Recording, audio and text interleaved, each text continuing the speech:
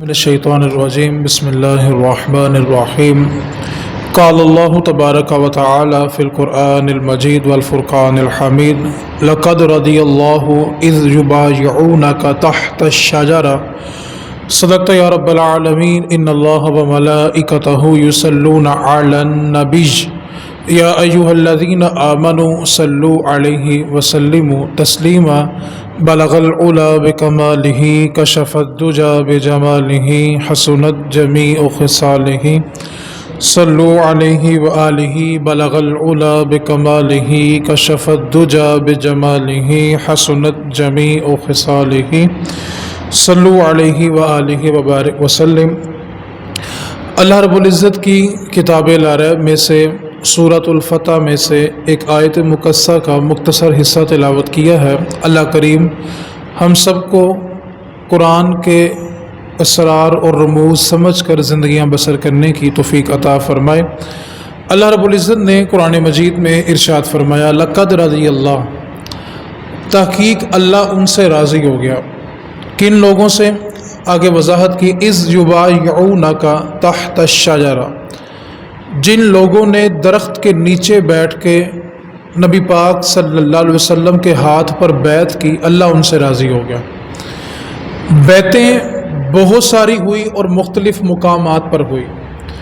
مسجد نبوی کے اندر اکثر اوقات بیعت ہوتی تھی جو کہ دین اسلام کے لیے ہوتی تھی، کہ لوگ آتے تھے حضور کے ہاتھ پہ کلمہ پڑھتے تھے اور اسلام میں داخل ہونے کی بیعت کرتے تھے۔ لیکن اللہ رب العزت نے پورے قرآن میں کہیں بھی مسجد کی بیعت کا ذکر نہیں کیا۔ بیعت کا ذکر ہوتا رہا لیکن لفظ مسجد نہیں بولا گیا۔ لیکن جن لوگوں نے درخت کے نیچے بیٹھ کر نبی پاک صلی اللہ علیہ وسلم کے ہاتھ پر بیعت کی، تو اللہ رب العزت نے اس آیت مقدسہ کے اندر اس درخت کا بھی ذکر کیا۔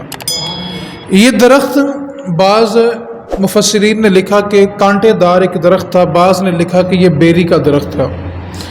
یہ درخت کے نیچے بیٹھ کے نبی پاک صلی اللہ علیہ وسلم نے صحابہ سے بیعت کیوں لی؟ نبی پاک صلی اللہ علیہ وسلم 9 ہجری میں آپ نے عمرہ کرنے کا ارادہ فرمایا، کیونکہ جب نبی پاک صلی اللہ علیہ وسلم مکہ چھوڑ کے مدینہ چلے گئے تو 9 سال تک نبی پاک صلی اللہ علیہ وسلم نہیں آ سکے۔ 9 ہجری میں نبی پاک صلی اللہ علیہ وسلم نے ارادہ فرمایا کہ ہم نے عمرہ کرنا ہے۔ نبی پاک صلی اللہ علیہ وسلم نے احرام باندھا، صحابہ نے حضور کے ساتھ احرام باندھا، اور جب آپ حدیبیہ کے مقام پر پہنچے تو آپ نے اپنا سفیر مقرر کیا۔ سفیر ہمیشہ اس کو مقرر کیا جاتا ہے جو بہت زیادہ سمجھدار ہوتا ہے۔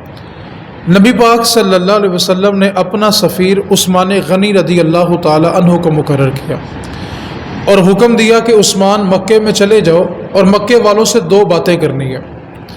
پہلی بات، مکے والوں سے یہ کہنا کہ ہم جنگ لڑنے نہیں آ رہے، صرف کعبے کی زیارت کرنے آ رہے ہیں۔ ہم نے احرام باندھے ہوئے ہیں اور ہم صرف بیت اللہ کا طواف کریں گے، عمرہ کریں گے اور واپس پلٹ جائیں گے۔ ہمیں جنگ کرنے کا کوئی ارادہ نہیں ہے اور نہ ہم تم سے جنگ کرنے آ رہے ہیں۔ ہمارا ارادہ صرف اور صرف عمرہ کرنے کا ہے، لہٰذا ہمیں عمرہ کرنے کی اجازت دی جائے۔ اور دوسری بات، مکے میں جو لوگ مسلمان ہو چکے ہیں اور مکے کے کافر ان پہ تشدد کرتے ہیں، ان مسلمان غلاموں سے کہنا کہ اب تم نے پریشان نہیں ہونا، زیادہ وقت نہیں ہے، تھوڑا ہی وقت ہے کہ ہم مکے کو فتح کر لیں گے اور تم آزاد ہو جاؤ گے۔ اب جناب عثمان غنی رضی اللہ تعالیٰ عنہ حضور کے یہ 2 پیغام لے کے مکہ روانہ ہو گئے۔ اب جب مکہ پہنچے تو عثمان غنی رضی اللہ تعالیٰ عنہ نے جا کر مکے والوں کو یہ پیغام دیا کہ نبی پاک صلی اللہ علیہ وسلم حدیبیہ کے مقام پہ ٹھہرے ہوئے ہیں اور حضور نے احرام باندھا ہوا ہے، اور آپ کے ساتھ آپ کے اصحاب بھی ہیں جو کہ عمرے کی نیت سے مکہ آنا چاہتے ہیں، اور لہٰذا تم ان کو مکے آنے کی اجازت دو۔ ابو سفیان، جبکہ اس نے اس وقت کلمہ نہیں پڑھا تھا، ابو سفیان نے جناب عثمان غنی رضی اللہ تعالیٰ عنہ سے کہا کہ عثمان، ہم محمد صلی اللہ علیہ وسلم اور ان کے صحابہ کو عمرہ کرنے کی اجازت نہیں دیں گے، البتہ تم مکے آ چکے ہو، وہ سامنے بیت اللہ ہے، تم چلے جاؤ، جا کر کعبے کا طواف بھی کر لو، زمزم کے چشمے سے پانی بھی پی لو، مقام ابراہیم پہ نفل بھی پڑھ لو اور حجر اسود کو بوسے بھی دے لو، تمہیں رخصت ہے، تم یہ کام کر سکتے ہو، لیکن تمہارے نبی محمد مصطفیٰ صلی اللہ علیہ وسلم کو ہم عمرہ کرنے کی رخصت نہیں دیں گے۔ عثمان غنی رضی اللہ تعالی عنہ نے فرمایا، ابو سفیان، عثمان کا دل تڑپ رہا ہے کہ وہ جلدی سے جائے اور کعبے کا طواف کرے، عثمان کا دل تڑپ رہا ہے کہ وہ حجر اسود کو بوسے دے، عثمان کا دل تڑپتا ہے کہ وہ مقام ابراہیم پر سجدے کرے، عثمان کی بڑی حسرت ہے کہ وہ زمزم کے چشمے سے پانی پیے۔ لیکن ابو سفیان سن، عثمان تب تک کعبے کا طواف نہیں کرے گا جب تک عثمان کے آگے آگے اس کے مصطفیٰ طواف نہیں کریں گے۔ آقا کریم آ جائیں میرے آگے آگے وہ طواف کریں تو میں ان کے پیچھے پیچھے طواف کروں گا، اور اگر میرے آقا کعبے کا طواف نہیں کریں گے تو عثمان کعبے کا طواف نہیں کرے گا۔ حضرت عثمان غنی رضی اللہ تعالیٰ عنہ نے کعبہ سامنے ہوتے ہوئے، بیت اللہ سامنے ہوتے ہوئے اس کا طواف نہیں کیا۔ آج لوگ پوچھتے ہیں کہ جی جو بندہ حج کرنے چلا جائے اور مدینے نہ جائے تو کیا اس کا حج ہو جاتا ہے؟ تو میں اس کو کہتا ہوں کہ مدینے کے بغیر تو حج ہو جاتا ہے، لیکن مدینے والے کے بغیر حج نہیں ہوتا۔ مدینے کے بغیر تو حج ہو سکتا ہے، لیکن مدینے والے کے بغیر حج نہیں ہو سکتا، کیونکہ میرے نبی کریم صلی اللہ علیہ وسلم نے فرمایا کہ تم حج ایسے ادا کرو جیسے تمہیں میں نے سکھایا ہے۔ تو تمہیں حج کرنے کے لیے بھی مصطفیٰ کی حدیث کی ضرورت ہے۔ کیوں؟ کہ اللہ رب العزت نے قرآن مجید میں صرف اتنا فرمایا کہ تم حج کرو، کب کرنا ہے، کیسے کرنا ہے، کتنا وقت، کہاں پہ رکنا ہے، یہ سارے طریقے میرے نبی پاک نے بیان کیے ہیں۔ تو مدینے کے بغیر تو حج ہو سکتا ہے، لیکن مدینے والے کے بغیر حج نہیں ہو سکتا۔ کیوں؟ کہ عبادت کا سلیقہ ہمیں سکھائے مصطفیٰ نے ہے۔ اگر آپ تھوڑی سی اور توجہ کریں، ہم میں سے کسی نے بھی خدا کو نہیں دیکھا، لیکن سب خدا کے ایک ہونے پر ایمان رکھتے ہیں، اور جو ایمان نہ رکھے وہ مسلمان ہی نہیں ہے۔ ہمیں خدا کو دیکھا نہیں ہے لیکن ایمان رکھتے ہیں۔ آپ تھوڑی توجہ تو کریں، کس کے کہنے پہ خدا کو مانا ہے؟ ہمیں تو ہمارے نبی نے بتایا کہ خدا ایک ہے اور ہم نے مان لیا۔ اور بھائی ہمیں تو خدا کا پتہ بھی مصطفیٰ نے بتایا، اور لوگ مصطفیٰ کو چھوڑ کے خدا کی تلاش میں ہیں۔ اس واسطے خدا بھی ملتا ہے تو در مصطفیٰ سے ملتا ہے، کیونکہ نبی پاک نے بتایا کہ خدا ایک ہے اور تمہیں اس طرح ملے گا۔ اب عثمان غنی رضی اللہ تعالی عنہ نے کعبے کا طواف نہیں کیا۔ اب مکے والوں نے ایک افواہ پھیلائی، اور یہ افواہ نبی پاک صلی اللہ علیہ وسلم تک بھی پہنچ گئی۔ انہوں نے افواہ یہ پھیلائی کہ مکے والوں نے عثمان غنی کو شہید کر دیا۔ اب نبی پاک صلی اللہ علیہ وسلم نے درخت کے نیچے، جس کے متعلق میں نے قرآن پاک کی آیت پڑھی ہے، حضور درخت کے نیچے بیٹھے ہوئے تھے، تو نبی پاک صلی اللہ علیہ وسلم نے سارے صحابہ کو جمع کیا اور ارشاد فرمایا، ہم تب تک واپس نہیں جائیں گے جب تک عثمان کے خون کا بدلہ نہ لے لیں۔ بڑی توجہ سے اگلے الفاظ سننے ہیں۔ نبی پاک کے ہاتھ پر سب سے پہلے جس نے بیعت کی تھی نا عثمان غنی کے خون کا بدلہ لینے کے لیے، وہ کوئی اور نہیں، وہ مولا علی تھے۔ آج لوگ انہی کے درمیان اختلاف بیان کرتے ہیں کہ دیکھیں جی مولا علی کے درمیان اور ان خلفاء کے درمیان یہ اختلاف تھے۔ سب سے پہلے عثمان غنی کا بدلہ لینے کے لیے نبی پاک کے ہاتھ پر جس نے بیعت کی وہ کوئی اور نہیں، مولا علی شیر خدا تھے۔ آج لوگ انہی کا اختلاف بیان کرنا شروع کر دیتے ہیں۔ اب کچھ لوگوں نے یہاں پر بھی حد سے تجاوز کیا اور یہ کہنے لگے کہ اگر نبی پاک کو علم غیب تھا اور نبی پاک کو علم تھا کہ عثمان غنی شہید نہیں ہوئے، یہ صرف افواہ ہے، تو پھر نبی پاک نے بیعت ہی کیوں کی، صحابہ کو جمع ہی کیوں کیا؟ آپ تھوڑی توجہ تو کریں، آپ عوام کو کیا سمجھانا چاہتے ہیں کہ نبی پاک نعوذ باللہ معاذ اللہ اندھیرے میں بیٹھ کے فیصلے کرتے تھے؟ آج تمہاری انٹیلیجنس تمہیں خبر دے تو تم کہتے ہو کہ ہم پکی خبر کے مطابق فیصلہ کر رہے ہیں، آپریشن کر رہے ہیں، تو تم کیا سمجھتے ہو کہ نبی پاک کو علم نہیں تھا؟ اور بھائی نبی پاک صلی اللہ علیہ وسلم اگر بیعت نہ کرتے تو عثمان غنی کی شان میں قرآن کی آیتیں کیسے نازل ہوتی؟ نبی پاک نے بیعت کی اور درخت کے نیچے بیٹھ کے کی، تو اللہ تعالیٰ نے جب قرآن میں اس بیعت کا ذکر کیا تو ساتھ درخت کا ذکر بھی کیا۔ اگر نبی پاک یہ بیعت نہ فرماتے تو عثمان غنی کی شان قیامت تک کیسے پڑھی جاتی؟ آپ عوام کو کیا تاثر دینا چاہتے ہیں؟ ایک بات کو یاد رکھیں، نبی پاک صلی اللہ علیہ وسلم نے فرمایا کہ جو مجھے علم ہے نا، اور میرے علم کی انتہا یہ ہے کہ جو خیال تمہارے دماغ سے گزرتا ہے نا، محمد عربی کو اس کا بھی پتہ ہوتا ہے کہ تمہارے خیال میں اس وقت کون سی چیز چل رہی ہے۔ تو اس واسطے آپ عوام کو اندھیرے کی باتیں نہ سنائیں۔ اب نبی پاک صلی اللہ علیہ وسلم نے بیعت کی کہ جب تک ہم عثمان کا بدلہ نہیں لیں گے ہم یہاں سے واپس نہیں جائیں گے۔ تو نبی پاک صلی اللہ علیہ وسلم نے جب یہ بیعت کر لی تو تب خبر پہنچ گئی کہ عثمان غنی شہید نہیں ہوئے اور وہ واپس آ گئے۔ حضرت عثمان غنی رضی اللہ تعالیٰ عنہ کا تذکرہ چھیڑنا آج کے دن اس لیے ضروری ہے کہ آج سے ٹھیک 5 دن کے بعد، آج 13 ذی الحج ہے اور 18 ذی الحج کو سیدنا عثمان غنی رضی اللہ تعالیٰ عنہ کا یوم شہادت ہے۔ آپ خلیفۃ المسلمین ہیں، امیر المومنین ہیں، دماد رسول ہیں، اور دماد رسول بھی کیا ہے؟ ذو النورین ہے۔ اعلیٰ حضرت نے کہا تھا نور کی سرکار سے پایا 2 شالہ نور کا، نور کی سرکار سے پایا 2 شالہ نور کا، ہو مبارک تجھ کو ذو النورین جوڑا نور کا۔ اب توجہ تو فرمائے، ذو النورین کہتے ہیں 2 نور والا، اور عثمان غنی کو ذو النورین کیوں کہا گیا؟ کہ نبی پاک صلی اللہ علیہ وسلم کی 2 صاحبزادیاں یکے بعد دیگرے عثمان غنی رضی اللہ تعالیٰ عنہ کے عقد میں آئی، نکاح میں آئی۔ آپ توجہ تو فرمائیں، جو نور بشر کا جھگڑا چھیڑتے ہیں، او بھائی جس نبی کی بیٹیاں جس کے نکاح میں جائیں وہ 2 نور والا بن جاتا ہے تو وہ خود نبی کتنے نور والا ہوگا؟ او بھائی جس کی بیٹیوں کی نسبت سے بندہ نور والا بن جاتا ہے تو نبی پاک کے نور کا عالم کیا ہوگا؟ یہ جو فتنہ پرور لوگ ہوتے ہیں، پروپوگینڈا کرنے والے لوگ ہوتے ہیں نا، یہ صرف آج میں نہیں ہے، یہ نبی پاک کے دور میں بھی تھے۔ جب نبی پاک صلی اللہ علیہ وسلم نے اپنی دوسری صاحبزادی کا نکاح عثمان غنی سے کیا نا، تو جو فتنہ پرور لوگ ہوتے ہیں ان کی نا ایک خاصیت ہوتی ہے، یہ ساری زندگی نہ کسی کے محب بنتے ہیں نہ کسی کے محبوب بنتے ہیں، کیونکہ ساری زندگی فتنوں میں گزری ہوتی ہے، نہ خود کسی سے پیار کرتے ہیں نہ کسی کو خود سے پیار کرنے دیتے ہیں۔ تو کسی کا محبوب بن جائیں یا کسی کے محب بن جائیں، زندگی کا مزہ اسی میں ہوتا ہے۔ صرف فتنے کرنے سے زندگی میں قرار نہیں ملتا۔ اب لوگوں نے نبی پاک صلی اللہ علیہ وسلم پہ باتیں کرنی شروع کر دی کہ یہ کیا بات ہوئی کہ ایک بیٹی کا وصال ہوا تو دوسری بیٹی کا نکاح عثمان غنی سے کر دیا۔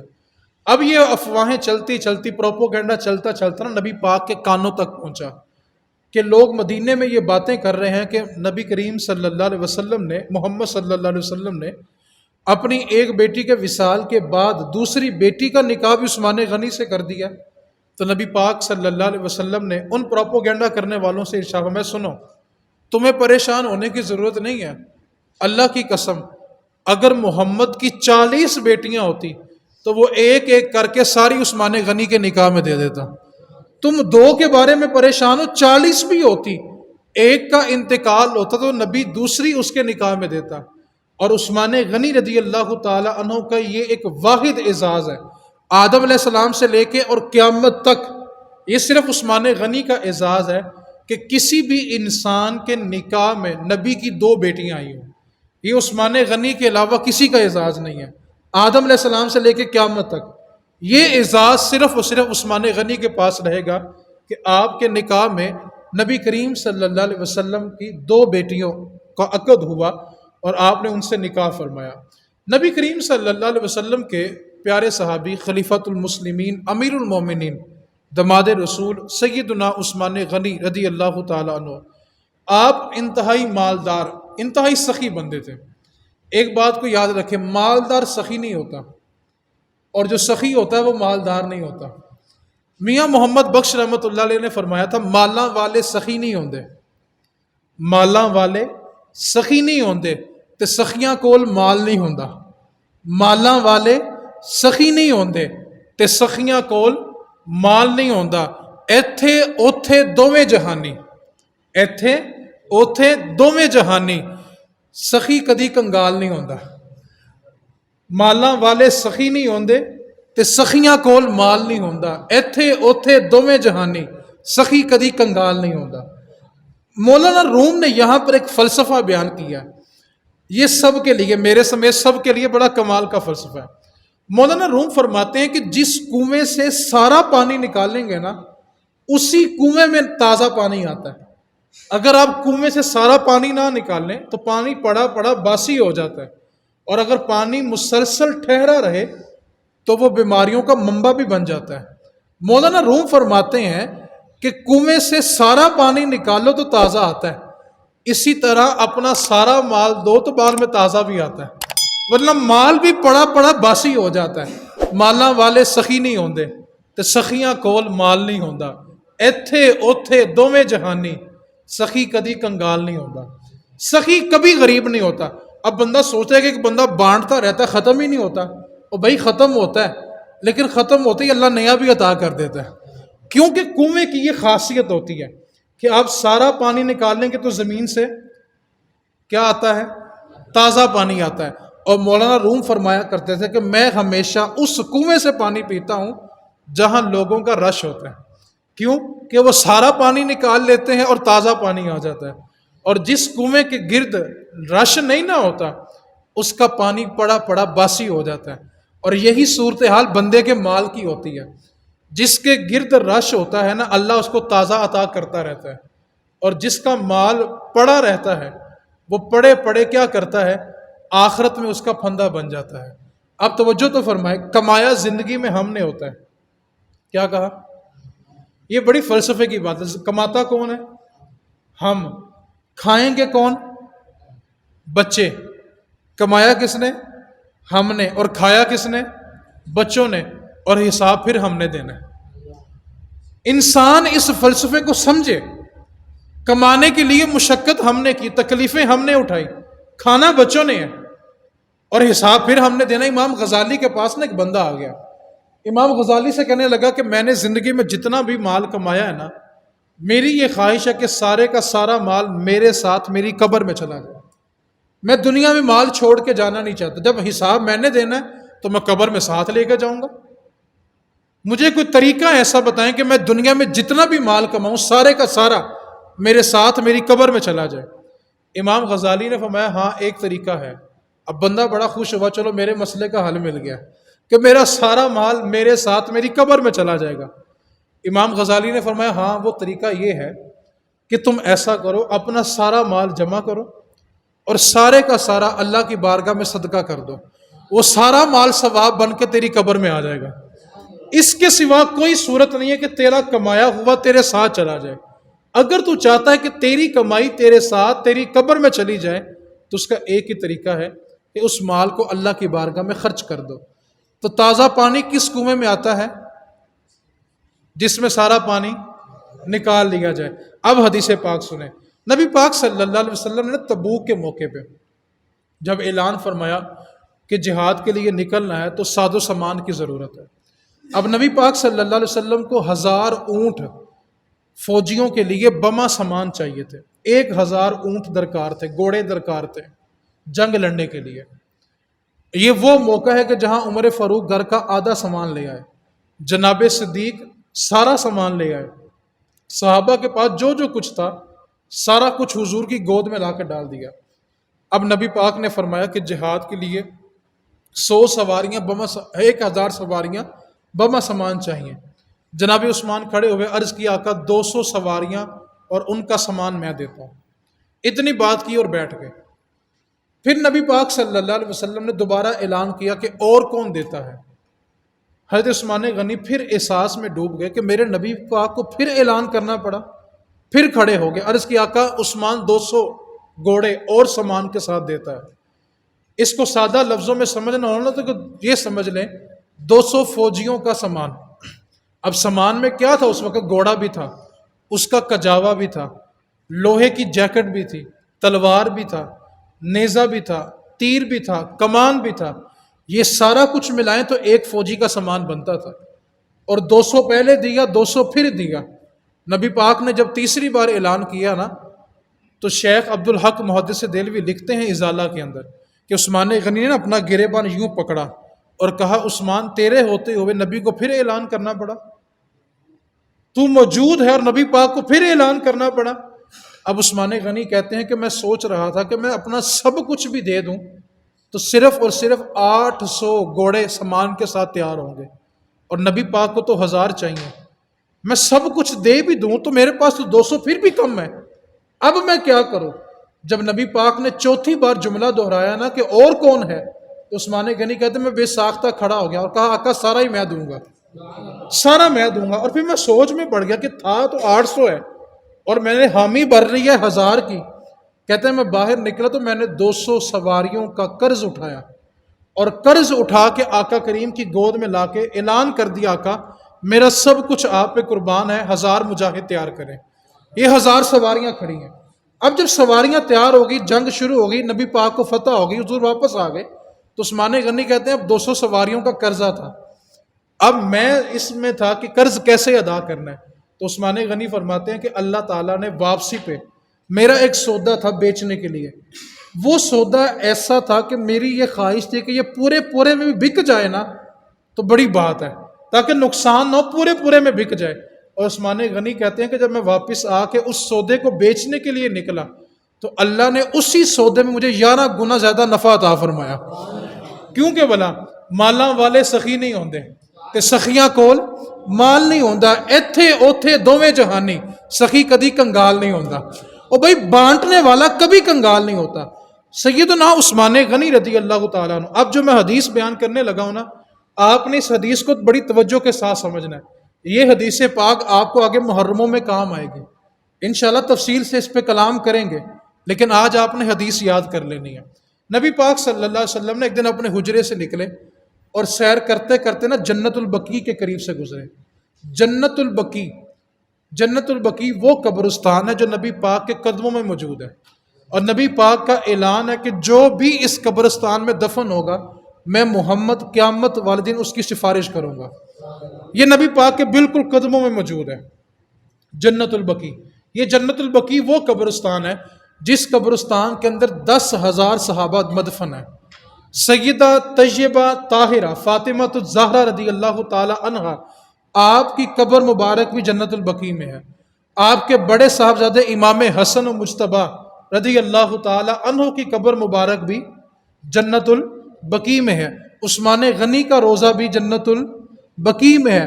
حضور کی امی جان حلیمہ سعدیہ کا مزار بھی جنت البقیع میں ہے۔ ہم سب کی ماں حضور کی زوجہ اور محبوب زوجہ سیدہ عائشہ صدیقہ رضی اللہ تعالی عنہا کا روضہ بھی جنت البقیع میں۔ 10,000 صحابہ جنت البقیع میں آرام فرما رہے ہیں۔ یہ جنت البقیع نبی پاک اس کے قریب سے گزرے تو وہاں پہ ایک یہودی تھا جو اس زمین کا مالک تھا۔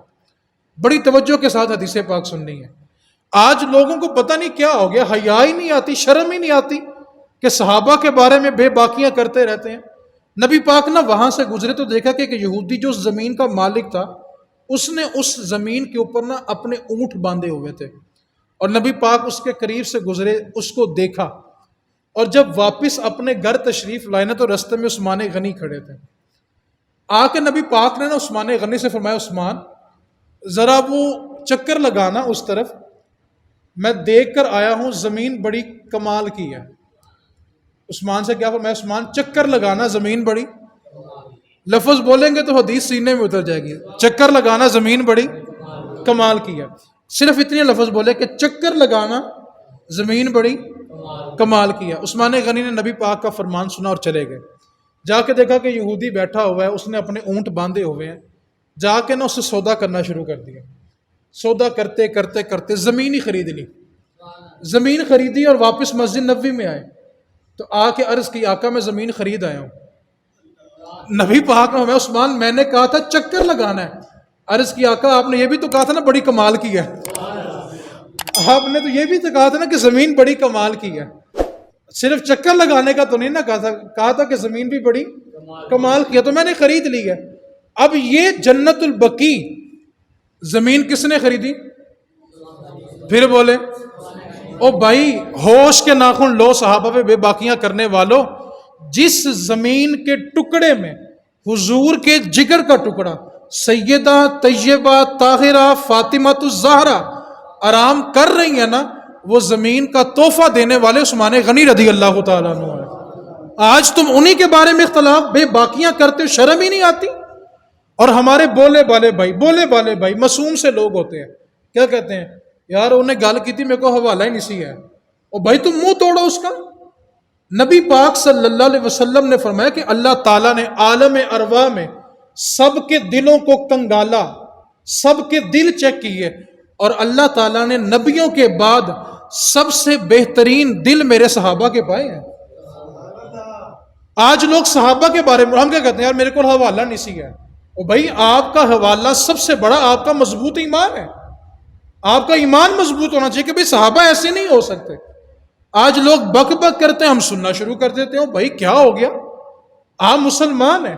ایک بات کو یاد رکھیں، صحابہ تو آپس میں صلح کر کے چلے گئے ہیں، اور آج جھگڑے کرنے والوں نے پھنس جانا ہے۔ یہ بات پلے باندھ لیں اپنے۔ میں آپ کو ایک سادہ سی مثال بس دینا چاہتا ہوں۔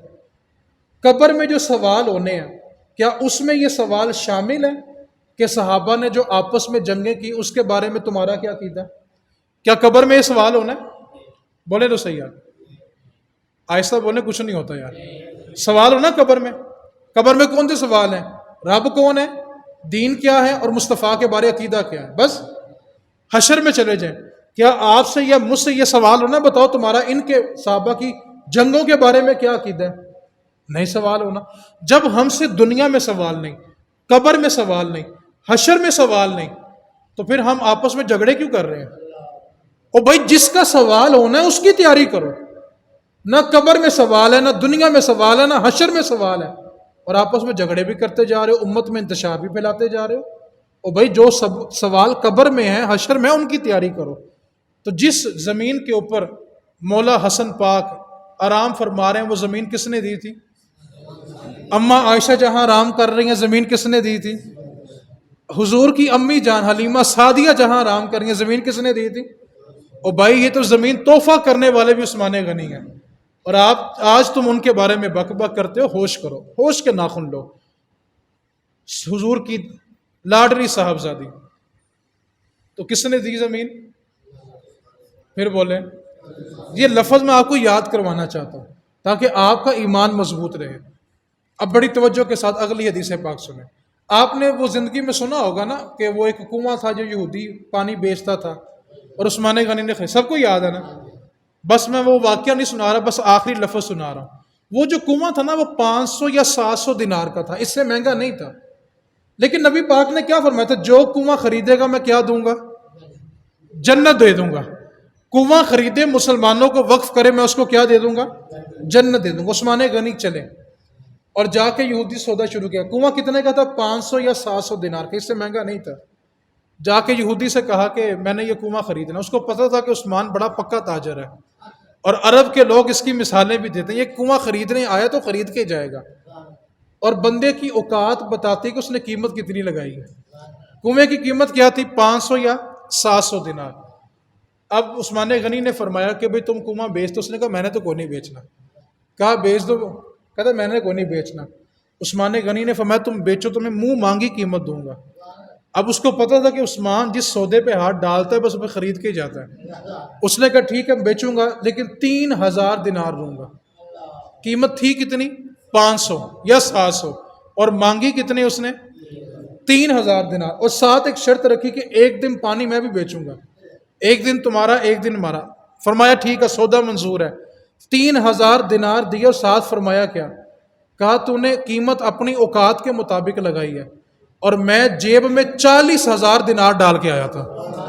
کنواں ہے 500 دینار کا، اور لے کے کتنے آیا ہوں؟ 40,000 دینار لے کے آیا ہوں۔